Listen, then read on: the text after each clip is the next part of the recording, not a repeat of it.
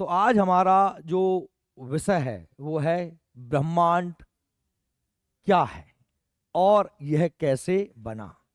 तो ये हमारी ज्योग्राफी की दूसरी क्लास। अब ब्रह्मांड क्या है, ये प्रश्न हमेशा से मनुष्य के मस्तिष्क में रहा है। इसकी हम शुरुआत करें तो सबसे पहले हम अपने आप से एकदम सरल भाषा में समझने का प्रयास करते हैं। हम कोई साइंटिफिक सिद्धांत ना देते हुए एक आम आदमी, एक आम इंसान जैसे समझ सकता, मैं वैसे समझाने का प्रयास आपको करता हूं।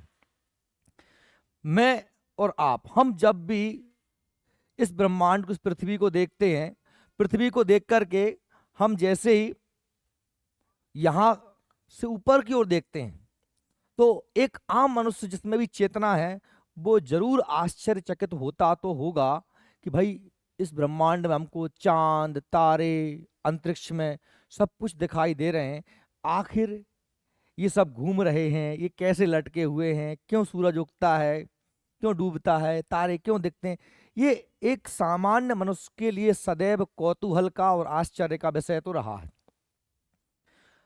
जिसमें जरा भी समझ है वो सोचता तो होगा एकांत में बैठ के कि ये सब क्यों हो रहा है, आखिर ये शुरू कहां से हुआ है और ये किसने बनाया है, या ये कैसे चलता है और ये कैसे खत्म होगा। ये सारे प्रश्नों को हम वैज्ञानिक दृष्टि से भी और थोड़ी सी दार्शनिक दृष्टि से भी देखने का प्रयास करेंगे। पहली बात तो ये कि ब्रह्मांड है क्या, ये हमारा पहला प्रश्न है। तो ब्रह्मांड है क्या, तो इस बात का हम जवाब दें तो एक सिंपल सी बात बताता हूं मैं आपको कि आप और हम यहां रहते हैं, ये हमारी पृथ्वी, ये जो हमारी पृथ्वी है इस पर मैं बैठा हुआ हूं भाई, ये पृथ्वी है और ये अंतरिक्ष है, ये स्पेस है। इसे मैं क्या कह रहा हूं भाई, ये अंतरिक्ष है। क्या है? अच्छा, जहां तक हमारी पृथ्वी की जो गैसें हैं, हवाएं हैं जिन्हें हम महसूस कर सकते हैं, उसे हम कहते हैं क्या? आकाश। क्या कहते हैं? आकाश कहते हैं। अब आकाश की एक सीमा तय हो गई कि भाई कुछ हद तक गैसें होंगी, कुछ किलोमीटर तक गैसें होंगी। भाई मैं कह दूं कि आपसे लगभग लगभग 10,000 किलोमीटर की ऊंचाई तक हवाएं मिल सकती हैं, उसके ऊपर तो नहीं है। उसके ऊपर अंतरिक्ष है। आकाश को अंग्रेजी में हम कहते हैं क्या? स्काई। और अंतरिक्ष को क्या कहते हैं? स्पेस। क्या कहते हैं? स्पेस। आकाश की सीमा है जहां तक हवा है, और उसके बाद अंतरिक्ष, इसकी कोई सीमा तय नहीं। ये कहां तक है, कोई भी जो है इसके द्वारा हम कोई भी इसकी लंबाई में इसको मापने के अभी तक हमारे पास ना तो पैमाने हैं, ना लोगों ने आज तक ये प्रयास किया। तो ये जो अनंत तक फैला है, इन्फिनिटी है, अनंत है, पता ही नहीं है कहां तक है। तो उस आकाश प्लस अंतरिक्ष यदि दोनों को ही हम मिला दें तो इसको ही हम कहते हैं क्या? ब्रह्मांड कहते हैं, यूनिवर्स कहते हैं। ठीक है, तो आकाश प्लस अंतरिक्ष ये एक सामान्य व्यक्ति को समझने की बात हो। इसमें कोई मैंने आपको ऐसी सिद्धांत या थ्योरी नहीं दी है जो आपको समझ में ना आई हो कि आकाश और अंतरिक्ष ब्रह्मांड है। एक तो ये तरीका हो गया। दूसरा मैं समझते हैं, अभी हम एक ही प्रश्न का जवाब ढूंढ रहे हैं कि ब्रह्मांड क्या है। अगले प्रश्न में तो आए नहीं कि ब्रह्मांड कैसे बना या क्या है, वो बात की बात है। तो ब्रह्मांड की परिभाषाओं की बात करूं तो मैं ये कह सकता हूं, इस संपूर्ण ब्रह्मांड में मुझे दो ही चीजें दिखाई देती हैं। आप भी यदि होशपूर्वक दिखाई देखोगे तो आपको भी केवल दो ही चीजें दिखाई देंगी। एक है पदार्थ। क्या है? पदार्थ यानी कि मैटर। क्या है? मैटर। अब ये पदार्थ मैटर क्या है भाई? जिसमें भी द्रव्यमान होता है यानी वजन होता है। अरे द्रव्यमान वजन में जरा अंतर होता है, हम अगर साइंस की भाषा से देखेंगे तो जिसमें भी द्रव्यमान होता है और जो भी स्थान घेरता है, जगह घेरता है, वो हर चीज क्या है? पदार्थ है। चाहे तो वो हवा भी हो, पत्थर भी हो, पानी भी हो, जो कुछ भी है जिसमें भी जरा सा ही वजन है, जिसमें भी जरा भी स्थान घेरता है, वो सब क्या है? पदार्थ है। तो आपको सब कुछ चारों तरफ पदार्थ ही पदार्थ बिखरा हुआ पड़ा ही दिखाई दे रहा है, चाहे तो सूर्य, तारे, चांद हो, चाहे पत्थर, मिट्टी, हवा, ये सब क्या है? पदार्थ हैं। हम तुम भी सब क्या है? पदार्थ हैं। और दूसरा मुझे एक चीज दिखाई देती है, वो है क्या? एनर्जी यानी कि ऊर्जा। जो दृश्य नहीं है। प्रकाश क्या है? एनर्जी है। गुरुत्वाकर्षण बल क्या है? एनर्जी है। तो ये ऐसी अनेक प्रकार की तरंगें हैं जो क्या है? केवल एनर्जी है। हवा एनर्जी नहीं है, हवा क्या है? पदार्थ है। क्योंकि हवा स्थान घेरती है, हवा में भी अगर आप गुब्बारे में भर लो उसमें भी कुछ ना कुछ वजन होता है। यानी कि संपूर्ण पदार्थ और संपूर्ण ऊर्जा को समेकित रूप से इकट्ठा कर दो तो क्या कहेंगे हम? ब्रह्मांड कहेंगे। क्या कहेंगे? यानी कि पदार्थ और ऊर्जा के अलावा कुछ है ही नहीं। अगर देखोगे तो आप, हर चीज क्या है, या तो पदार्थ है या फिर ऊर्जा। तो सब कुछ काय में आता है? ब्रह्मांड। पृथ्वी तो बहुत छोटी मोटी चिन्नुक सी धूरा के कण भी नहीं है, ऐसी कंडीशन है ब्रह्मांड के दृष्टि से देखा जाए, बड़े आयाम में देखा जाए तो, है ना। जैसे कि लड़ुआ को देखते समय हम उसमें कल्पना करें कि लड़ुआ में बेसन की के एक कण की क्या कंडीशन है, समझ में आ रही मेरी बात? नुक्ति का लड़ुआ है, वह में बेसन के एक कण की क्या कंडीशन है, समझ पा रहा है मेरी बात आपको? है ना, बेसन से बनी है बूंदी और बूंदी से बना है पूरा लड्डू, और उसमें बेसन का एक कण। तो वैसी कंडीशन हमारी पृथ्वी की है इस ब्रह्मांड की स्थिति में देखा जाए तो। ठीक है। अब भाई जब ये बात होती है कि ब्रह्मांड क्या है, तो हम यहाँ पढ़ते हैं कि संपूर्ण अंतरिक्ष यानी कि स्पेस और उसमें स्थित सभी प्रकार के द्रव्य और ऊर्जा को सामूहिक रूप से क्या कहा जाता है? ब्रह्मांड, यूनिवर्स। ठीक है। अच्छा, ब्रह्मांड के अंतर्गत सभी आकाशीय पिंड, जो कुछ भी दिखाई दे रहा है हमको, जो दृश्य है और जो अदृश्य भी है। गुरुत्वाकर्षण बल हमको दिखाई देता है क्या? नहीं दिखाई देता ना भाई। बहुत सा अव्यक्त प्रकाश, अल्ट्रावायलेट किरणें वगैरह हैं, हमको दिखाई देती है क्या? नहीं। जो दृश्य भी है वो जो अदृश्य भी है, उल्काएं भी हैं, जो पत्थर तैर रहे हैं अंतरिक्ष में, सूर्य, चंद्र, ग्रह सभी शामिल का जो है इनका अध्ययन करते हैं। काय के अंतर्गत? हम ब्रह्मांड के अंतर्गत। आधुनिक विचारधाराओं के अनुसार ब्रह्मांड के दो ही भाग हैं, एक तो वायुमंडल जिसे मैंने आकाश कहा था, दूसरा क्या है? अंतरिक्ष। जहां तक हमारी पृथ्वी का गुरुत्वाकर्षण है वहां तक क्या है? हमारा वायुमंडल। और उसके बाहर जो कुछ भी है वो सब क्या है? क्लियर हो गया? तो ये हमारा पहला प्रश्न का जवाब हमको मिला। अब हम दूसरे प्रश्न पे आते हैं। दूसरा प्रश्न क्या है हमारा? कि ब्रह्मांड कैसे बना? ब्रह्मांड कैसे बना? तो ये बड़ा मजेदार सा है। देखो, अब आप सोचेंगे कि ब्रह्मांड कैसे बना, इस बात पर जब मैं विचार करता हूं तो एक आम आदमी को, जिसको मैंने खड़ा किया था कहां पर? पृथ्वी पर। हम यहीं खड़े हैं ना, तो हम जब ऊपर की ओर देखते हैं तो हमको कुछ चीजें दिखाई देती हैं। जैसे मैं आपको बताऊं, सबसे पहले मुझे क्या दिखाई देगा? मुझे दिखाई देगा कि साहब हमारी पृथ्वी के पास पास कौन है? चंद्रमा। चंद्रमा देखता हूं, चंद्रमा के बाद फिर मुझे दिखाई देता है क्या? सूरज।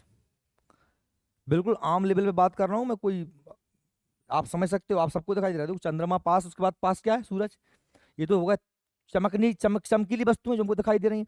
अच्छा, इसके अलावा हम कह सकते हैं भाई मंगल, बुध, गुरु, शुक्र, ये ग्रह भी हमारे आसपास हैं। या हम देख सकते हैं कि साहब मंगल और बृहस्पति ग्रह के बीच में बहुत सारे छोटे छोटे क्या है? ग्रह, जिन्हें हम क्या बोलते हैं? क्षुद्र ग्रह बोलते हैं, एस्ट्रॉयड प्लेनेट बोलते हैं। पत्थर तैर रहे हैं बहुत से।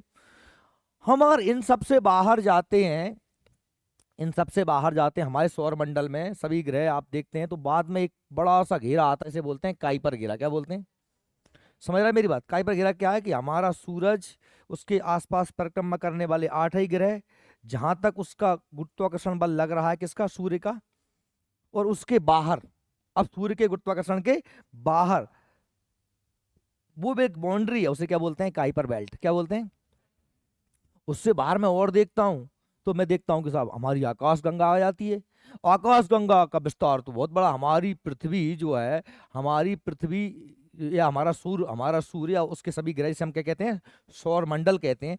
वो हमारी आकाश गंगा जो हजारों करोड़ों अरबों तारों का एक ग्रुप्स है, इस आकाश गंगा एक गोल गोल घूम रही, उसमें क्या आकाश गंगा में क्या होते हैं? बहुत सारे ऐसे हमारे सूरज जैसे करोड़ों तारे तारे हैं, लाखों करोड़ अरबों तारे हैं, वो उस आकाश गंगा में है। और उस आकाश गंगा का इतने तारों में एक एवरेज तारा हमारा क्या है? सूर्य है।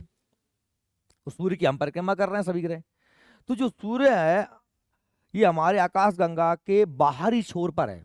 आकाश गंगा कैसी है? इस तरीके से आकाश गंगा है, इसमें लाखों लाखों करोड़। हमारा सूरज कहाँ है? बाहर है। ठीक है। तो ऐसी अरबों खरबों आकाश गंगा है, अरबों खरबों आकाश गंगा है। और उन आकाश गंगाओं की कोई संख्या तय नहीं है। और उन सबको समेकित रूप से हमने क्या कहा है? ब्रह्मांड का है। अब मैं वहां तक पहुंच गया तो अब ये अभी तक मनुष्य देख पाने में जो है सक्षम हुआ है, या समझ, इतनी हमारी समझ विकसित हो गई कि साहब आकाश गंगा है, अरबों खरबों आकाश गंगा है। पर चूंकि नई नई टेक्नोलॉजी आ रही है, नए नए यंत्र, हमने टेलीस्कोप बनाए, एडविन हब्बल ने, है ना, 1929 में जो टेलीस्कोप का निर्माण किया, तो उसने उसने देखा, उसने एक चीज देखी कि साहब ये ब्रह्मांड के सभी जो पिंड हैं वो लगातार फैलते फैलते फैलते जा रहे हैं। ठीक है, तो अब इसके जो कुछ सिद्धांत दिए गए कि भाई ये जो ब्रह्मांड आखिर कैसे बना होगा, तो उसके जो कुछ थ्योरियां हैं, लोगों ने अलग अलग तरीके की थ्योरियां दी। अब वो थ्योरियां कौन कौन से, पहले हम उनकी बात करते हैं, उनके नाम देख लेते हैं, और उन थ्योरियों में क्या क्या कॉन्सेप्ट दिया गया, क्या किसे स्वीकार किया गया, किसको अस्वीकार किया गया, ये जानेंगे। देखिए, आप देखेंगे कि ये जो हमारा संपूर्ण ब्रह्मांड है, ये पूरे आकाश गंगा, ये इनमें क्या है, केवल आकाश गंगा है, अरबों खरबों आकाश गंगा है। तो ये ब्रह्मांड का एक इमेजिन कर सकते हैं आप, बाकी ऐसा ही होगा ये मैं नहीं कह रहा हूँ, साइंस या आधुनिक जो हमारे टेक्नोलॉजी है उससे हम इमेजिन कर सकते हैं। अब ब्रह्मांड की उत्पत्ति के प्रमुख सिद्धांत, सिद्धांत किसे कहते हैं, जिसको सिद्ध किया जा चुका है, जिसको सिद्ध किया जा चुका है। तो पहला सिद्धांत जो दिया है, महाविस्फोट सिद्धांत, बिग बैंग थ्योरी। बात समझ रहे हो, बिग बैंग थ्योरी। हम इसके बारे में ही सबसे ज्यादा पढ़ेंगे क्योंकि यह हमारी सबसे ज्यादा मान्य थ्योरी है। अभी केवल मैं आपको नाम और उस सिद्धांत को देने वाले व्यक्तियों के नाम, प्रतिपादकों के नाम बता रहा हूं, जो आपको पहले इनको अच्छे से पढ़ लेना है, इनको बढ़िया क्रम से ऐसे कैसे लिख लेना। तो पहला सिद्धांत कौन सा है, महाविस्फोट सिद्धांत, जिसे क्या कहते हैं अपन, बिग बैंग थ्योरी। ये किसने दिया है, जॉर्ज लैमेत्रे और एडविन हबल। हालांकि एडविन हबल ने इसको पुष्ट किया था, प्रश्न में अगर नाम आएगा तो केवल आप एक ही लगाएंगे, ए बी जॉर्ज लैमेत्रे। क्या लगाएंगे, ए बी जॉर्ज लैमेत्रे। इसमें इसका समर्थन करने वाले फिर बाद में बहुत सारे विद्वान हुए, तो सबका थोड़ा थोड़ा बहुत सारा योगदान है, लेकिन इसकी शुरुआत जिस व्यक्ति ने की है वो कौन है, ए बी जॉर्ज लैमेत्रे। क्लियर है। एक और सिद्धांत है इन्फ्लेशन सिद्धांत, इन्फ्लेशन थ्योरी। ये दी है किसने, एल गुथ और आंद्र लिंडे, इनके द्वारा दी गई है। अच्छा, इसके बाद में ये जो दूसरा महत्वपूर्ण सिद्धांत है, दूसरा महत्वपूर्ण, वो मैंने पहला महत्वपूर्ण कौन सा था, बिग बैंग, इन्फ्लेशन थ्योरी पढ़ लेना, लेकिन दूसरा महत्वपूर्ण सिद्धांत कौन सा है, स्थिर अवस्था सिद्धांत। स्थिर अवस्था सिद्धांत, स्थिर अवस्था सिद्धांत ये कहता है कि ये ब्रह्मांड में जो है ना तो इसकी कोई शुरुआत है ना ही इसका कोई अंत है, ये तो हमेशा से है और हमेशा रहेगा, ऐसा कह रहा है कौन, स्थिर अवस्था सिद्धांत। जो दिया किसने है, फ्रेड हॉयल, हरमन वॉन्डी, ठीक है, और Thomas Gold. Fred Hoyle, Hermann Bondi और थॉमस गोल्ड ने दिया है कौन सिद्धांत, स्थिर अवस्था सिद्धांत। क्या कहता है कि ब्रह्मांड हमेशा से ही है, पर इसमें निरंतर जो है पदार्थों का निर्माण हो रहा है, पर ब्रह्मांड ऐसा का ऐसा ही है, हमेशा से है। महासंगम सिद्धांत, महासंघनन है, इसे हम बोलते हैं बिग क्रंच थ्योरी। क्या कहते हैं, ये उसका जस्ट उल्टा है महाविस्फोट का। महाविस्फोट कह रहा है कि साहब ठीक है, जो है धमाका होगा और ब्रह्मांड बनेगा, ठीक है, और बिग क्रंच कह रहा है कि नहीं, धमाका होने के बाद ब्रह्मांड बनेगा, बाद में पूरा का पूरा सिकुड़ जाएगा और फिर बन जाएगा। तो कहीं ना कहीं ये फिर दोलन सिद्धांत की पुष्टि भी करता है। तो ये क्या है भाई, महासंघनन, इसमें एक ना लगाना, संघनन सिद्धांत, big crunch theory, big bang की उल्टी, महाधमाका, महासंकुचन। तो ये किसने दिया, अलेक्जेंडर फ्राइडमैन ने, स्टीफन हॉकिंग, नाम सुना हुआ आपने, देखो, और रॉजर पेनरोज। इनमें नाम मेनली कौन सा आता है, बाद के ये लोग हैं, इन्होंने इसकी पुष्टि की कि हाँ ऐसा हो सकता है। लेकिन देखो, ना तो स्थिर अवस्था सिद्धांत को भी वर्तमान मान्य किया गया, क्योंकि ये लोग कह रहे हैं स्थिर है भाई, तो मटेरियल बन कहां से रहा है ना, तो इसलिए अमान्य है ये भी। सारे अमान्य है, अभी वर्तमान में मान्य केवल कौन सा है, बिग बैंग है। लेकिन हमको केवल पर्टिकुलर नाम और उसके प्रतिपादक के नामों को याद रखना है। तो भाई देखिए, स्त्रैबक सिद्धांत में फ्रेड हॉल, हरमन बांडी और थॉमस गोल्ड, ये तीनों इंपोर्टेंट हैं। और महासंगणन सिद्धांत में बिग क्रंच में कौन है? Mainly Alexander Friedman. कौन है? Alexander Friedman. चलिए अब आगे देखते हैं। महापलायन सिद्धांत, बिग रिप थ्योरी, महत्वपूर्ण ज्यादा नहीं है पर पढ़ लेना। रॉबर्ट कॉलबेल ने और अन्य वैज्ञानिक भी रहे होंगे कुछ, उन्हें दिया है। ये वेरी मोस्ट है, वेरी मोस्ट। कौन सा? दोलन सिद्धांत। कौन सिद्धांत है? ये सिद्धांत किसने दिया? रिचर्ड टॉलमैन ने। किसने दिया है? Richard tall man. ये कह रहा है कि साहब बिग बैंग होगा, ब्रह्मांड बनेगा, फिर बिग संकुचन हो जाएगा, खत्म हो जाएगा। तो ये क्या हो रहा है? दोलन। क्या हो रहा है? ठीक है, जैसे पेंडुलम मिलता है ना, दोलन, ऐसे ये दोलन ब्रह्मांड सिद्धांत किसने दिया है? रिचर्ड टॉलमैन, है ना। मेम्ब्रेन सिद्धांत, मेम्ब्रेन सिद्धांत ये और बड़ा खतरनाक सिद्धांत है। मेम्ब्रेन सिद्धांत ये कह रहा है कि इस ब्रह्मांड जो है ना, इसमें अनेक ब्रेन, मेम्ब्रेन, मेम्ब्रेन होता है झिल्ली। क्या है? झिल्ली। जब वैज्ञानिकों ने टेलीस्कोप से अंतरिक्ष को देखा तो उनको विभिन्न प्रकार की संरचनाएं दिखाई दी। एक मेम्ब्रेन, दूसरी मेम्ब्रेन, तीसरी मेम्ब्रेन, मेम्ब्रेन ऐसी क्षैतिज में, ऐसी ऐसे में भी, ऐसे। समझ रहे हैं मेरी बात? बहुत सारी क्या है? झिल्लियां हैं, और ये झिल्लियां आपस में टकराती हैं, और जहाँ जिस कोने पे टकराती है वहां क्या क्या होता है? वहां बिग बैंग होता है। क्या होता है? Big bang. और वो दूर हटती है तो बीच में क्या बनने लगता है? ब्रह्मांड। समझ रहे हैं मेरी बात को? तो जब फिर मिट जाती हैं, फिर टकरा जाती हैं तो ब्रह्मांड नष्ट हो जाता है। और जब हटती हैं तो वो वापस से क्रिएशन शुरू होता है। समझ रहे हो? ये हो रहा है तमाशा। ये अलग प्रकार सिद्धांत है। ये किसने कहा? पॉल स्टीनहर्ट, नील टुरोक आदि ने सिद्धांत दिया। तो ये कुछ सिद्धांत थे जो मैंने बताए। अब हमारा जो महत्वपूर्ण सिद्धांत, जो वर्तमान में सबसे ज्यादा मान्य सिद्धांत है, हम उस पर आ जाते हैं। वो कौन सा? हमारा बिग बैंग। इसको हमको डिटेल में पढ़ना है। किसको पढ़ना है? बिग बैंग सिद्धांत। अब जब बिग बैंग सिद्धांत की हम बात करते हैं तो आखिर बिग बैंग है क्या? यानी ब्रह्मांड जब नहीं था तो क्या था? इसके लिए मैंने एक ऋग्वेद का सूक्त आपको लिया, अगर आपको थोड़ा बहुत समझ में आ जाए।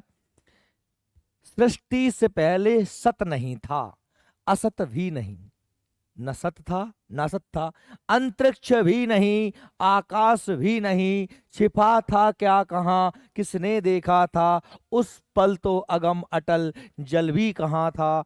आप इसको जरा पढ़ के विचार करिए, और अभी आप जैसे ही मैं आपको बिग बैंग पढ़ाऊंगा तो आप उसको वहां, इस पूरी पंक्ति को वहां रिलेट कर पाएंगे, जो चेतन अवस्था में सुन रहा होगा। और जिसको कोई फर्क नहीं पड़ता ना, बुद्धि उतनी भौंतरी बुद्धि है, बाहर नहीं पढ़ने पड़ेगा। सत भी नहीं था, असत भी नहीं, और अंतरिक्ष भी नहीं, आकाश भी नहीं, छिपा था कहां क्या, किसने देखा था, उस पल तो अगम अटल, जल भी कहां था। मतलब कुछ भी नहीं था, लेकिन कुछ तो था। कुछ भी नहीं था, फिर कुछ तो था। ये बात पल्ले पड़ रही है आपको? कुछ नहीं था फिर भी कुछ तो था, क्योंकि अपने आप तो कोई चीज हुई नहीं होगी। तो वो जो था, ये ऋग्वेद के हमारे 10वें मंडल का 129वां सूत्र है ना। सृष्टि सृजन सूक्त से कहा जाता है ये, है ना। तो आप समझ सकते हो कि हमारे जो वेद ग्रंथ हैं, इनको ऐसे ही अपौरुषेय नहीं कहा जाता, कि इसको पुरुष ने नहीं लिखा। जब तो टेलीस्कोप भी नहीं थे, जब तक कोई थ्योरियां भी नहीं थी। और आज की जो थ्योरी है, बिग बैंग थ्योरी, ये हमारे वेदांत के, वेदांत मतलब उपनिषदों के, सर्वम खल वेदम ब्रह्म की पुष्टि करता है। काय की? सर्वम खल वेदम ब्रह्म, सर्वम खल ब्रह्म, खल वेदम ब्रह्म का मतलब होता है कि सब जगह ब्रह्म ही है, उसके अलावा कुछ है ही नहीं। शंकराचार्य का सूत्र है ये। किसका सूत्र है? शंकराचार्य। अहम ब्रह्मास्मि, मैं ही ब्रह्म हूं, और सर्वम खलविदम ब्रह्म, सब जगह केवल ब्रह्म ही है, उसके अलावा कुछ नहीं है, कुछ है ही नहीं। अब आप कहोगे साहब कैसे? तो अब आप समझिए कैसे बिग बैंग समझते हैं इसको। ये है बिग बैंग सिद्धांत।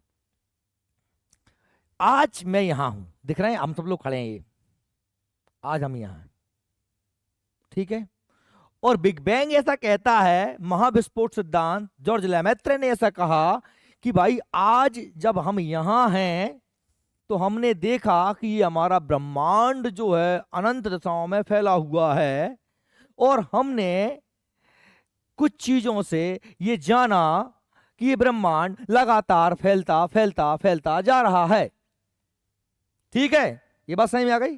कैसे जाना? एडविन हबल ने टेलीस्कोप बनाया और उससे देखा कि इनमें लगातार प्रसार होता जा रहा है। क्लियर? और इस बात की पुष्टि कर दी, काय ने इस बात की पुष्टि कर दी रेडशिफ्ट या डॉपलर प्रभाव ने। अब यहां पर प्रश्न बनता है कि सर ये रेडशिफ्ट डॉपलर प्रभाव क्या है? रेडशिफ्ट या डॉपलर प्रभाव क्या है? डॉपलर ने यह सिद्धांत दिया था। क्या सिद्धांत दिया था? देखो, पॉइंट ये है कि सभी पिंड एक दूसरे से दूर जा रहे हैं, ब्रह्मांड में प्रसार लगातार हो रहा है। ये पॉइंट है पकड़ने वाला। अब प्रश्न ये बनता है कि ये कैसे मालूम चला कि सभी पिंड एक दूसरे से दूर जा रहे हैं? तो इसके लिए टेलीस्कोप से देखा गया, एक पॉइंट। दूसरा, रेडशिफ्ट प्रभाव से समझा गया। और तीसरा जो है CMBR थ्योरी। CMBR थ्योरी 3 क्या है? प्रमाण है बिग बैंग की जो पुष्टि करते हैं। इसलिए वर्तमान में इसको सबसे ज्यादा मान्य मान। आप घबराना मत, मैं आपको तीनों चीजों के बारे में बताता हूं। टेलीस्कोप के बारे में कुछ बताना है नहीं। टेलीस्कोप मतलब क्या होता है? ऐसा यंत्र जो दूर की वस्तुओं को देख सकता है। क्लियर हो गया? दूसरा है रेडशिफ्ट डॉपलर प्रभाव। ये इंपोर्टेंट है, ये आपको समझने में मदद करेगा। क्या है रेडशिफ्ट? रेडशिफ्ट ये कहता है कि जब भी कोई प्रकाशीय स्रोत, मतलब जिस स्रोत किसे कहते हैं जिससे लाइट निकल रही, चाहे बल्ब है, सूरज है, तारा है, जिससे लाइट निकलती है, उसे क्या बोलते हैं? स्रोत बोलते हैं। प्रेक्षक यानी कि जो व्यक्ति देख रहा है, प्रेक्षक यानी कि जो व्यक्ति देख रहा है, उसकी दृष्टि से दूर जाता है, तो उसके चारों तरफ लाल रंग का घेरा बनने लगता है। उस स्रोत के चारों तरफ लाल रंग का घेरा बनने लगता। आपने देखा होगा कोई लाइट हमारे पास है तो हमको बिल्कुल चमकीली दिखाई दे रही, उस लाइट को हम दूर लेते जाएंगे, वो धीरे धीरे से हल्की हल्की बूंदी बूंदी से पीली पीली सी लाल लाल सी होती चली। बहुत दूर बल्ब को हम देखेंगे तो हमको हल्का लाल लाल टिमटिमाता हुआ दिखाई। ऐसा इसलिए होता है क्योंकि प्रकाश के 7 रंग होते हैं, वह जानी हापी नाला, जानते हैं आप सभी लोग। और उनमें जो लाल रंग होता है उसकी तरंग दैर्ध्य मतलब वेव लेंथ, मतलब तरंग की लंबाई बहुत ज्यादा होती है, उसकी स्पीड बहुत ही कम होती, इसलिए वो आराम आराम से गति करता है और सभी रंग तेजी से आ जाते हैं। समझ में आ रही क्या मेरी बात आपको? यानी कि उसके आसपास यदि लाल रंग का घेरा बढ़ रहा है तो मतलब वो चीज दूर जा रही है, क्योंकि लाल रंग हमारी आंखों तक देर से पहुंच पा रहा है, इसलिए वस्तु हमको कैसे दिखाई दे रही है? लाल। प्रत्येक आकाशीय पिंड के चारों ओर लाल रंग का घेरा लगातार बढ़ रहा है। लाल रंग क्या हो रहा है? शिफ्ट होता जा रहा है प्रकाशीय स्रोत के आसपास, इसलिए इसका नाम क्या है? Red shift. क्या नाम है? इससे क्या तय हुआ? इससे सिद्ध हुआ कि भाई ब्रह्मांड के पिंड और दूर जाते जा रहे हैं। एक और मैंने बात कही थी आपसे, क्या? CMB या RB इसमें जोड़ देते हैं, है ना? इसका पूरा नाम होता है C से कॉस्मिक, कॉस्मिक माने ब्रह्मांडीय, कॉस्मिक ब्रह्मांड, ये को अंग्रेजी में कॉस्मिक भी कह देते हैं, कॉस्मोस भी कह देते हैं, क्योंकि ये रूसी भाषा का शब्द है। यूनिवर्स भी कह देते हैं। तो कॉस्मिक मतलब यूनिवर्सल या ब्रह्मांडीय। M मतलब माइक्रोवेव। क्या है? माइक्रोवेव, सूक्ष्म तरंग है। क्या है? सूक्ष्म तरंग है। और B यानी कि background, cosmic microwave background radiation. बात समझ आ रही मेरी बात? अब आपको सर ये क्या है, ये क्या है, हमको कुछ पता नहीं पड़ा।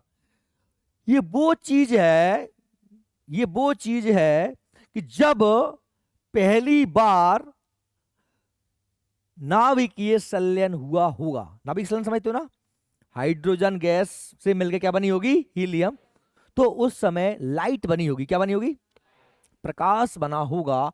तो क्या वह प्रकाश हमको आज भी उसके कुछ कण, क्योंकि प्रकाश बना होगा तो प्रकाश तो कहीं ना कहीं तो होगा, क्योंकि प्रकाश सूर्य का प्रकाश है, सूर्य से निकल के हम तक आया 8 मिनट 16 सेकंड में, तो हमसे आगे भी तो जा रहा होगा, वो कहीं रुकेगा थोड़ी ना। क्योंकि सृष्टि का एक सिद्धांत है कि ना तो इस सृष्टि में कुछ बनता है ना कुछ नष्ट होता है, बस जो बनना था वो एक ही चीज से बना है और बस वो अपना रूप बदल सकता है। क्या बदल रहा है? रूप। E = mc²। पढ़ा है क्या आप लोगों ने? किसका सिद्धांत है? आइंस्टीन का सिद्धांत है। आइंस्टीन ने ये थ्योरी दी है, क्या दी है? E equal to M C square. इसका मतलब यह है कि भाई एनर्जी जो होती है, एनर्जी ऊर्जा, ई माने एनर्जी और एम माने मास, द्रव्यमान। भाई एनर्जी और mass E equal to M C square. ये सी मतलब है प्रकाश की चाल। क्या है? प्रकाश की चाल। आप पदार्थ को क्या बदल सकते हो? ऊर्जा में। और ऊर्जा को क्या बदल सकते हो? पदार्थ। कब? जब आपके पास प्रकाश की चाल आ जाएगी। क्या आ जाएगी? लाइट की स्पीड। और लाइट की स्पीड होती कितनी है? 3 लाख किलोमीटर प्रति सेकंड। कितनी हो जाती है? देखो आप एक काम तो आप कर ही सकते हो ना, कोई पदार्थ है उसे एनर्जी बदल सकते हो ना। कैसे बदल सकते हो? आपको मैं जला दूं तो आप क्या बन जाओगे? एनर्जी बन जाओगे, हैं? लेकिन आप मैं कहूँ उस जले जला एनर्जी से वापस आदमी बनाता हूं, ये हो सकता है? आइंस्टीन कह रहा है ये कब हो सकता है? जब आपके पास क्या होगी? प्रकाश की चाल होगी। आपके पास ऐसा कोई सामान आ जाए, ऐसा कोई वाहन आ जाए जिस जो 1 सेकंड में कितना चले? 3 लाख किलोमीटर। तो उस कंडीशन में हम पदार्थ को ऊर्जा में, ऊर्जा को पदार्थ में कन्वर्ट कर सकते हैं। नारद जी को देखा था आपने, नाटकों में देखा होगा, वो करते हैं नारायण नारायण नारायण। अब आप जानते हैं पदार्थ मतलब दृश्यमान, जो दिखता है वो पदार्थ, वो जो अदृश्य है वो ऊर्जा। तो नारद जी के पास ही शक्ति थी, उन्होंने कहा नारायण नारायण, तो गायब। पदार्थ का बदल गया एनर्जी में। और एनर्जी की स्पीड तो 3 लाख किलोमीटर प्रति सेकंड। तो 1 सेकंड में कैलाश से बैकुंठ, तो अगले सेकंड में नारायण नारायण, तो बैकुंठ से कैलाश। इतने की होते कितने? यही काम था नारद जी का। तो वो मतलब पदार्थ को ऊर्जा में और ऊर्जा को पदार्थ में कन्वर्ट कर किया सकता है। ये सिद्ध किया है बहुत महान वैज्ञानिक, किसने? आइंस्टाइन। क्योंकि मैं आपको जो बता रहा था कि भाई इस दुनिया में सब कुछ क्या है? पदार्थ और ऊर्जा। यानी कि वास्तव में जो चीज बन चुकी है वो हमेशा रहती है, वो कभी नष्ट होती नहीं। मूल चीज जो है, इसलिए हमारे ग्रंथों में क्या है कि आत्मा ना पैदा होती है ना नष्ट होती है, ना इसे शस्त्रों से काटा जा सकता है, ना इसे अग्नि से जलाया जा सकता है, ठीक है, ना इससे जल से गीला किया जा सकता है। क्योंकि आत्मा क्या है? वही एनर्जी है, वही ऊर्जा है, जो है, जो केवल है। समझ रहे? अब वो क्या है उसका कोई उपमा नहीं है। समझ रहे बात को? अब ये जो CMBR की थ्योरी ये है कि भाई ये कह रहे हैं कि जब वो बना होगा पहली बार तो वो लाइट बनी होगी ना, तो वो शुरुआती लाइट है क्या? तो कुछ लोगों ने, कुछ विद्वानों ने इस CMBR यानी कि उस प्रकार की शुरुआती प्रकाश की तरंगों को अपने यंत्रों द्वारा पकड़ा, पता किया, मालूम किया, और उनको कुछ तरंगें मिली, कुछ तरंगें मिली जो इस बात का प्रमाण है कि बिग बैंग हुआ था। तो 3 प्रमाण है बिग बैंग के। क्या है? एक तो भाई ब्रह्मांडीय प्रसार, जिसे सिद्ध करता है कौन? रेड शिफ्ट और CMBR। क्लियर हो गया? अब बात करते हैं भाई, जब ये सारी बातें सिद्ध हो गई, ओके, अच्छी बात है, तो अब ये बिग बैंग थ्योरी कहती क्या है? अब हम इस पर पॉइंट पे आते हैं। बिग बैंग थ्योरी कहती क्या है कि ब्रह्मांड बना कैसे है? तो बिग बैंग थ्योरी ये कहती है आज जो हम यहां हैं, जो लगातार चीजें फैलती फैलती फैलती जा रही हैं, फैलती जा रही हैं, तो आप एक समझिए कि हमें एक छोड़ा मिल गया। छोड़ा क्या मिल गया? कि आज अगर कोई चीज यहां और यहां है, ये आज की बात है, तो यदि मैं टाइम में पीछे चला जाऊं, कहां चला जाऊं? टाइम में पीछे, तो ये जो चीजें दूर दूर थी, ये आज से 1 साल पहले यहां और यहां रही होंगी, 5 साल पहले यहां और यहां रही होंगी, और एक समय ऐसा भी तो रहा होगा कि ये बिल्कुल दोनों एक दूसरे के ऊपर रही होंगी। बात सही में आ रही क्या मेरी? जब मैं और तुम दूर तू तय जा रहा हूं, मैं तय जा रहा हूं, ठीक है, अलग अलग दिशा हम जा रहे हैं, लेकिन हम टाइम में पीछे जाए कि कल कहाँ थे भैया? तो कल जहां जाए थे। परों कहाँ थे? परों जहां जाए थे। नरों कहाँ थे? झंगे थे। हिते कहाँ थे? एक समय तो ऐसा आएगा। तो जो सारी चीजें जो फैल रही हैं, अब समझना तुम सारी चीजें, और इमेजिन करना सारी चीजें मतलब क्या? समस्त ब्रह्मांड की आकाश गंगा, तारे, सूर्य, ग्रह, पृथ्वी, आकाश गंगा, गुरुत्वाकर्षण बल, एनर्जी, पदार्थ, सब जो आज कुछ जो कुछ भी है, वो यदि हम टाइम में पीछे जाएं तो आज से 3.8 अरब पहले, आज से 3.8 अरब पहले ये सारा मटेरियल, ये सारा मटेरियल एक छोटे से पॉइंट पर संघनित केंद्रित हो गया। समझ रहे हैं मेरी बात? क्योंकि जब फैल रहा है तो पहले पास होगा तभी तो फैलेगा, जब अंदर होगा तभी तो फैलेगा। तो ये सब कुछ मटेरियल इस बिंदु में ही इकट्ठा हो गया। इस कण का, इस पॉइंट का नाम दिया गया है गॉड पार्टिकल। क्या दिया गया है? God particle. अब इसके बारे में बताया था हिग्स, है ना, हिग्स बोसॉन कण, क्योंकि हिग्स और बोस नाम के विद्वानों से बताया था। इसे कहा गया सिंगुलैरिटी, इसे कहा गया विलक्षणता। मतलब क्या है कि इसके बारे में कुछ कहा नहीं जा सकता। क्यों नहीं कहा जा सकता? क्योंकि इससे पहले कुछ नहीं था। आप यदि ये सोच रहे हो कि इसमें धमाका हुआ और ये ब्रह्मांड में फैलता चला गया, नहीं, आप गलत सोच रहे हो। क्योंकि जब ये था तब ब्रह्मांड, तब अंतरिक्ष भी नहीं था। इसके धमाके के साथ ही अंतरिक्ष का निर्माण भी शुरू हुआ। और बड़ी बात, टाइम भी नहीं था। क्या नहीं था? इस घटना से ही तो समय क्या है, ये अपने आप में एक ऐसा पेचीदा विषय है जिस पर वैज्ञानिकों ने लाखों लोग मंथन करते हैं, विचार करते हैं। हम आज तक समय की कोई स्पष्ट परिभाषा नहीं है। हम समय को सिर्फ महसूस करते हैं कि समय गुजर रहा है। बताओ, समय और क्या है? क्या हम कुछ समझ पाते हैं समय के बारे में? हम क्या फील कर पाते हैं? केवल कि समय जो है निकल रहा है। वो हम कैसे अनुभव करते हैं? जरा दिमाग लगा ना, सुनना। वो हम कैसे अनुभव करते हैं? हम अनुभव करते हैं चीजों में होने वाले परिवर्तन से। कैसे? मैं छोटा था, मैं बड़ा हो गया।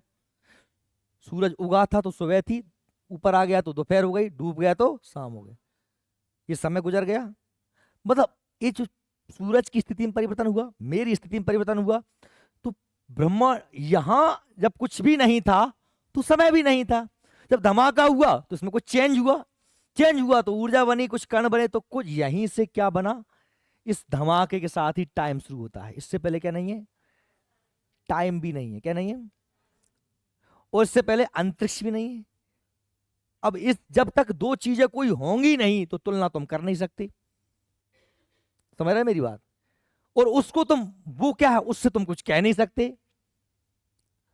दिमाग के फेस तो नहीं उड़ रहे। मैं आपको समझाऊं कि दिन नहीं है तो क्या रात हो सकती है? भाई, दिन का होना कौन तय कर रहा है? रात तय कर रही है। अगर रात नहीं है तो दिन तो, लेकिन फिर भी होगा तो। समझ में आ रही है मेरी बात? गुरु और शिष्य, अगर शिष्य ही नहीं है तो क्या गुरु होगा क्या? लेकिन फिर भी होगा तो ना।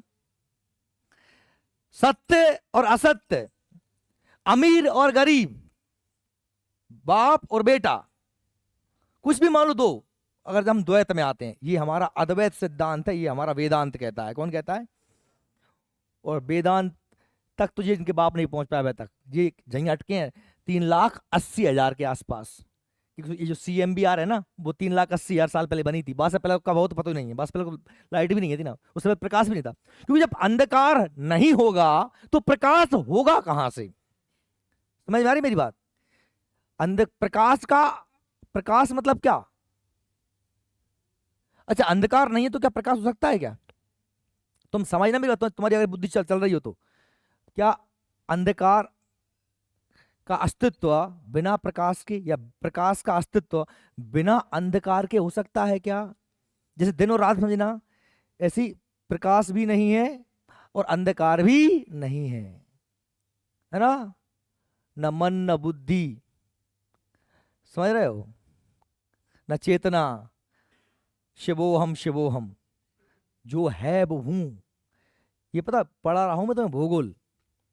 वो तुम्हें, अगर तुम्हें तार मारने खल जाए तो तभी जो लोग कहते हैं कि सर कृष्णवीर सर तुम्हें वो धर्म विरोधी बात कर देते हैं, धीरेन्द्र कृष्ण शास्त्री को से कुछ भी बोल देते हैं, इससे कुछ कह देते हैं, तुम्हारे कान मान नाक हमा के पूरी खोल दूंगा मैं।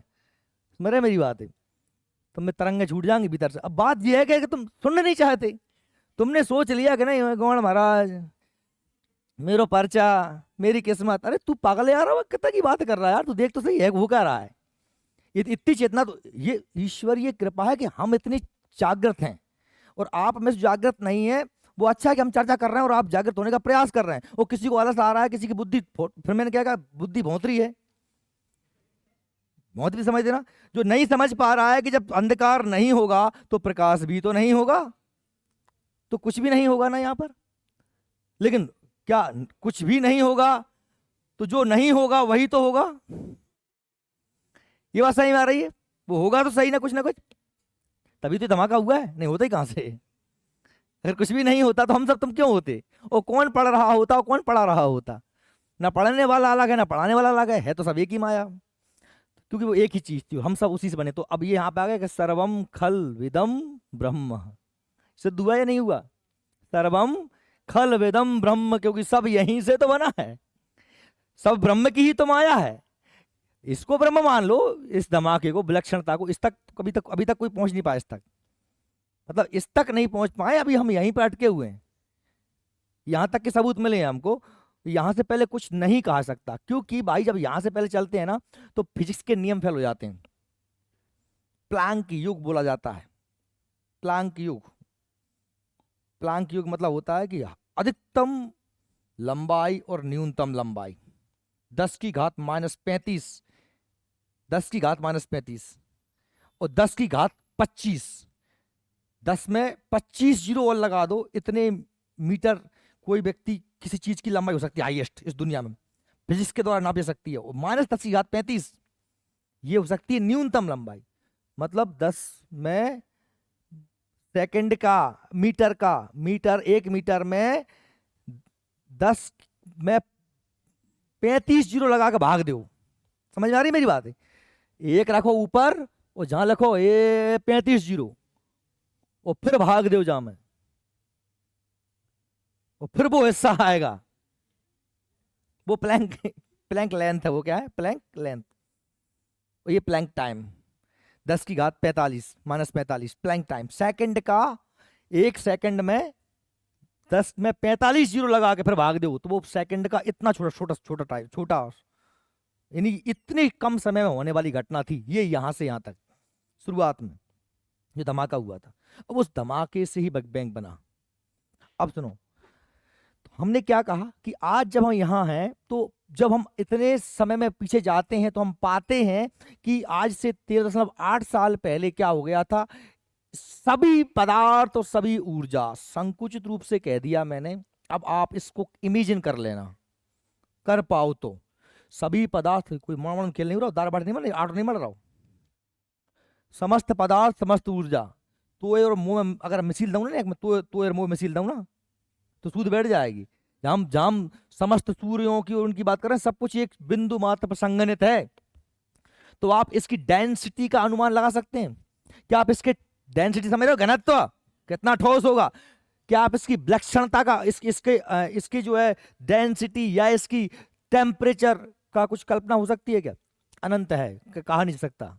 और इसमें होता है फिर धमाका, इसमें धमाका होता है, बिग बैंग धमाका होते ही सबसे पहले ही कुछ सेकेंडों 10⁻⁻45 10⁻⁻45 के सेकंड में जो होता है माइक्रोवेव बनना शुरू हो जाते हैं। सब आप जानते हैं परमाणु, परमाणु में क्या क्या होते हैं? सब, ये एक परमाणु है, मान लीजिए एक परमाणु है, इसके अंदर क्या होते हैं? प्रोटॉन और न्यूट्रॉन। क्या होते हैं? Proton plus neutron. और बाहर क्या होता है? वो सब कुछ कैसे बना है? परमाणु से। ये तो सिद्ध कर दिया साइंस ने, सब कुछ कैसे बना है? परमाणु से बना है। और परमाणु में 3 मूल कण होते हैं, प्रोटॉन, न्यूट्रॉन, केंद्रक में पाए जाते हैं, और बाहर परिक्रमा कौन करता है? ये सब जानते हैं ना। तो सबसे पहले क्या बना है? सबसे सूक्ष्म कण, हल्के कण कौन से होते हैं? इलेक्ट्रॉन, इलेक्ट्रॉन बने। फिर कुछ सेकंड बाद प्रोटॉन, न्यूट्रॉन का निर्माण होता है, और फिर परमाणु का निर्माण होता है। और सबसे पहले सबसे परमाणु से मिलकर क्या बनता है? तत्व बनते हैं। क्या बनते हैं? एलिमेंट बनते हैं। तत्व माने क्या भाई? जो जैसे हाइड्रोजन, ऑक्सीजन, ये तो गैस है, या लोहा, सोना, चांदी, द्रव पदार्थ, ये सब क्या है? तत्व है। क्या है? तत्व। और तत्व में सबसे पहले क्या बने? सबसे हल्का तत्व। सबसे हल्का तत्व मतलब कौन सा? हाइड्रोजन। फिर हाइड्रोजन से क्या बना? हीलियम। और जब हाइड्रोजन से हीलियम बना तब लाइट आई। तब क्या बनी? तब दुनिया हमको पहली बार दिखी। ये घटना इस धमाके के 3,80,000 साल बाद हुई। इस घटना के 3,80,000, और फिर इस घटना के लगभग 30 करोड़ साल बाद, 30 करोड़ साल बाद इस घटना के, धमाके अभी इधर चल रहा था, अब यहां से चल रहा हूं, इस घटना के 30 करोड़ साल बाद हमारी ये जो आकाश गंगा या तारों का निर्माण होना शुरू हुआ। और इस घटना के कितने बाद? 30 करोड़ बाद। लेकिन हम अभी कहां पर है? उस घटना से 13.8 करोड़ साल बाद हैं, हम यहां हैं। और यदि यहां से मैं थोड़ा और पीछे जाऊं तो लगभग 4.5 अरब साल, कितने साल पहले? 4.5 अरब साल पहले हमारा सूर्य बना। कितने साल पहले? 4.5 अरब साल पहले हमारा सूर्य बना और हमारी पृथ्वी सहित सभी ग्रहों का निर्माण हुआ। समझ में आ रही क्या मेरी बात कुछ? चलिए तो अब इसको हम थोड़ा देख लेते हैं। महाविस्फोट सिद्धांत क्या है के अनुसार लगभग 13.8 वर्ष पहले हमारा ब्रह्मांड एक अत्यंत छोटे, गर्म और घने बिंदु से उत्पन्न हुआ था।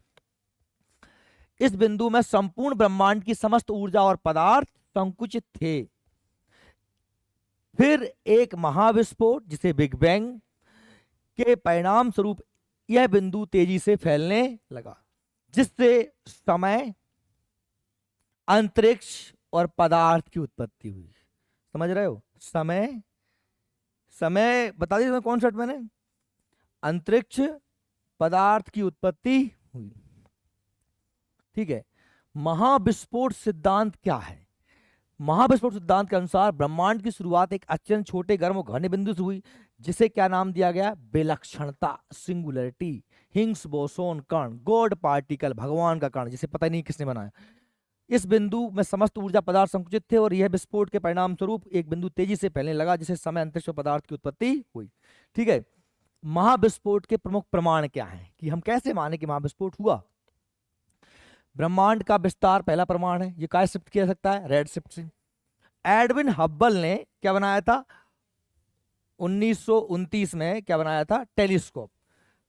दूरस्थ आकाश गंगाओं से आने वाले प्रकाश लाल रंग की ओर विस्थापित होता जा रहा है, जिसे रेड शिफ्ट कहते हैं। यह दर्शाता है कि ये आकाश गंगाएं हमारे से दूर जा रही हैं, और जो ब्रह्मांड के विस्तार का प्रमाण है। देखो यही कारण है कि जब विस्तार हो रहा है तो ये छोड़ मिल गया हमको, कभी ना कभी तो पास रहा होगा।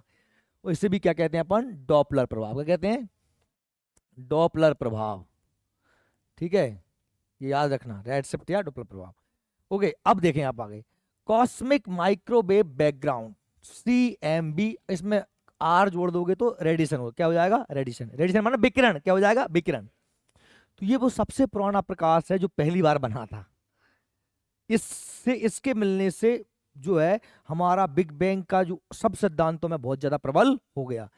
1965 में ऑर्नोपेंजियस, रॉबर्ट विल्सन ने क्या काम किया था? ऑर्नोपेंजियस और रॉबर्ट विल्सन, इन लोगों को 1978 में इस घटना के लिए क्या मिला था?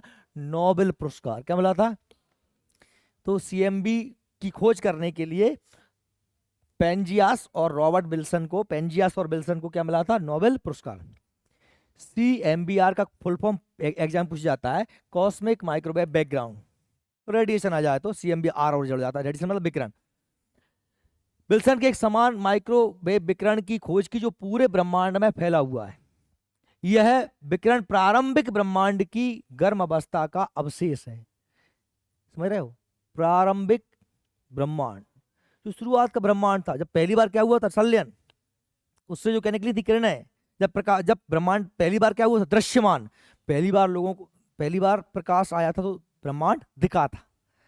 तो उस समय जो क्रिएशन हुआ था, तो वो जो निकली थी तरंगें, उनका अंश है। मतलब अगर आप अपने धर्म के हिसाब से देखा जाए ना, तो ये वही ब्रह्मांड में हर जगह व्याप्त है, ये वही ब्रह्म है, ये वही प्रकाश स्रोत है जो सब में पर्याप्त मात्रा में विद्यमान है, और गर्म अवस्था का अवशेष है, और महाविस्फोट का महत्वपूर्ण प्रमाण माना जाता है कि भाई ये विस्फोट हुआ था। अब प्रारंभिक तत्वों की प्रचुरता, कुछ उस समय के तत्व हमें एलिमेंट्स मिलते हैं। इस महाविस्फोट के बाद कुछ मिनटों में ब्रह्मांड में प्राथमिक नाभिकीय संलयन प्रक्रियाओं के माध्यम से क्या निकला, जैसे हाइड्रोजन। तो हाइड्रोजन आज भी हमको मिलती है, वो बहुत भयंकर मिलती है। सबसे ज्यादा दुनिया में ब्रह्मांड में क्या है, हाइड्रोजन गैस ही है। सबसे पहले क्या है ना, हीलियम, लिथियम जैसे हल्के तत्वों का निर्माण हुआ, और इन तत्वों का वर्तमान में प्रचुरता महाविस्फोट की भविष्यवाणी का अनुरूप है। मतलब आज सबसे ज्यादा यही हल्के तत्व हैं, हल्कों से ही क्या बन रहे हैं, भारी बन रहे हैं। ठीक है, अब देखिए महाविस्फोट के समय, महाविस्फोट के बाद समय के साथ ब्रह्मांड में हुए जो परिवर्तन है वो हम देख लेते हैं। समय और घटना। सबसे पहले 0 सेकंड, जब समय नहीं था, कुछ भी नहीं था, पहला केवल वो एक पिंड था, वो जो था, समझ गए। और उसमें क्या हुआ, 10⁻⁻⁻35 सेकंड। इस घटना के बाद कितना कम समय बता रहा हूं मैं आपको, 10⁻⁻35। तो समझ रहे हो तुम, जहां मैं 10 से भाग दे दो, इतना सेकंड कितना छोटा भाग, 35 जीरो लगा गए। तो ब्रह्मांड अत्याधिक तेजी से फैला,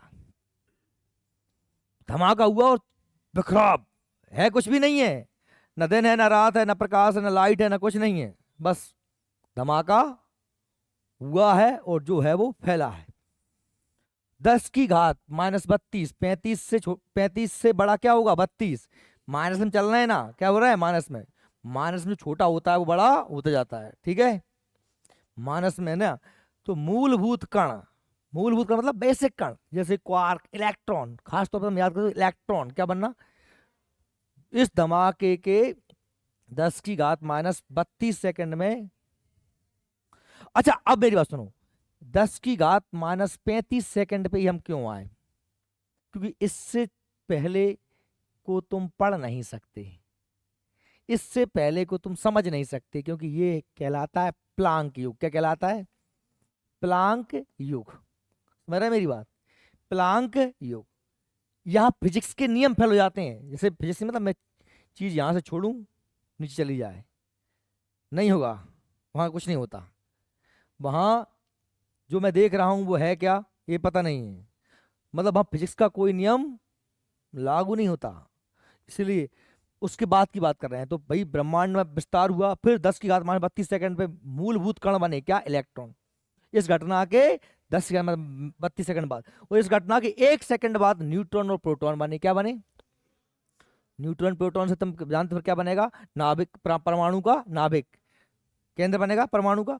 और फिर भाई उसमें क्या होगा 3 मिनट बाद हाइड्रोजन और हीलियम के नाभिक बन, क्या बनने लगे, हाइड्रोजन और हीलियम के, हाइड्रोजन बनने लगा, हीलियम बन, ये क्या बनने लगा, तत्व बनने लगा। क्या बनने लगा, तत्व बनने।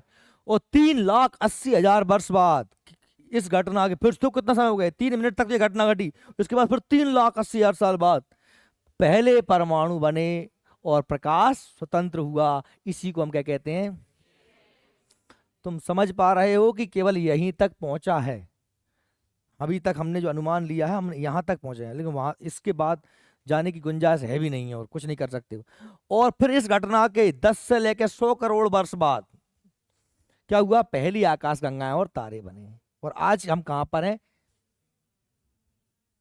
उस घटना के 3.8 अरब वर्ष बाद। बात सही में आपको आई ना। तो ये हमारा जो है ब्रह्मांड आज जैसा है वैसा हमको दिख रहा है। तो ये हमारा बिग बैंग सिद्धांत था। अच्छा ये अब बिग बैंग सिद्धांत की बात हुई, तो अब बिग बैंग सिद्धांत के साथ साथ ये तो साइंटिफिक थ्योरी है जो मान्य है। अब कुछ और सिद्धांत भी हैं जो हमने पढ़ा, इस सब पे पढ़े पढ़ाए पे हम थोड़ी सी माटी फेर देते हैं, है ना। कि जैसे मान लो ये कह रहे थे कि साहब बिग बैंग जो सिद्धांत है वो हमारा हुआ कैसा था। हमने कहा साहब बिग बैंग जो हमारा सिद्धांत किधर, ये देखिए यहाँ कोई धमाका हुआ और इस तरफ विस्तार होता चला गया एनर्जी का, है ना। अनंत ब्रह्मांड थ्योरी ये सोच रहा होगा कि यही सिद्धांत दिए गए, नहीं दिए गए, कुछ अनोखे सिद्धांत भी दिए गए, अनंत ब्रह्मांड थ्योरी भी दी गई, है ना। जैसे हम बोलते हैं यूनिवर्स, तो इसमें मैनीवर्स, समझ रहे हो। ब्रह्मांड क्या केवल एक ही है। उनने कहा साहब ठीक है ये तुम्हारा गॉड पार्टिकल है साहब, ये तुम्हारा गॉड पार्टिकल है, वो तुम्हारा कहना है कि साहब इसमें क्या हुआ, विस्फोट हुआ और इसके विस्फोट से इस तरीके से ब्रह्मांड का क्या होने लगा, विस्तार होने लगा। सेकंड, 1 सेकंड, 2 सेकंड, आज आप इतने साल बाद हो। फिर जरा ये बताओ कि भाई साहब, क्या ये इधर ही हुआ होगा? क्या ये इधर नहीं हो सकता? क्या ये इधर नहीं हो सकता? और ऐसा अनंत नहीं हो सकता क्या ये? तो ये आप कह दो कि ब्रह्मांड केवल आप अकेले ही हो, तो ये तो आपके इसी पॉइंट से फेल हो रहा है। और दूसरी बात, आप जब इसकी बात कर रहे हो तो क्या केवल ये एक ही पॉइंट होगा? ऐसे 2 4 6 पॉइंट और नहीं होंगे क्या? समझ रहे हैं मेरी बात? इसीलिए हरि अनंत हरि कथा अनंता, कहत सुनत बहु बदी सब संता, इससे तुम पागल बने रहो वही अच्छा है। पर यह है कि इतनी चेतना तो हमको आनी चाहिए कि दो दो स्तर हैं भक्ति के, ईश्वर या ब्रह्म को जानने के, या इस सृष्टि को समझने के। दो दो दो मार्ग अच्छे माने जाते हैं। एक माना जाता है भक्ति मार्ग, और एक माना जाता है ज्ञान मार्ग। ज्ञान योग, भक्ति योग, भगवान कृष्ण ने गीता में दोनों की बात की गई है। ये हम जो कर रहे थे ना, ये क्या है? ज्ञान योग है। क्या है? ज्ञान योग है ना। आप शंकराचार्य, अद्वैत मत, वेदांत दर्शन इत्यादि इत्यादि को पढ़ो, वो है क्या? जानता है, व्यक्ति जानता है। जैसे ओशो को सुनने लगा तो वो तर्क पे तर्क, तर्क पे तर्क, तर्क पे तर्क, और इस सिद्धांत वो सिद्धांत, और फिर वहां से ये हुआ होगा, इससे ये जोड़ लिया, उससे जो जोड़ लिया, ये सब क्या है? ज्ञान योग। क्या है? ज्ञान। दूसरा है भक्ति योग। प्रेमानंद महाराज जी को सुनो, वो क्या है? भक्ति योग। और बात दोनों एक ही कह रहे हैं, शंकराचार्य और प्रेमानंद में अंतर रत्ती भर नहीं है, क्योंकि वो भी क्या कह रहे हैं कि सब जगह अब तो वही तो है, तू ही तू ही तू ही तू ही, है ना। तो ये बात कैसे कि वो आता है कहाँ से? Fully surrender. कैसे आता है? सरेंडर समझते हो ना? समर्पण। कि जो तू कहे वो सही, तेरी मर्जी के बिना पत्ता नहीं हिलेगा। तो ब्रह्मांड की उत्पत्ति हो गई आज। कल इस ब्रह्मांड को अपन आगे बढ़ाएंगे। अब देखेंगे इसमें तारे, सितारे कैसे घूम रहे हैं, को कितनी देर में परिक्रमा कर रहा है, कैसे बनेंगे आपके आकाश गंगा,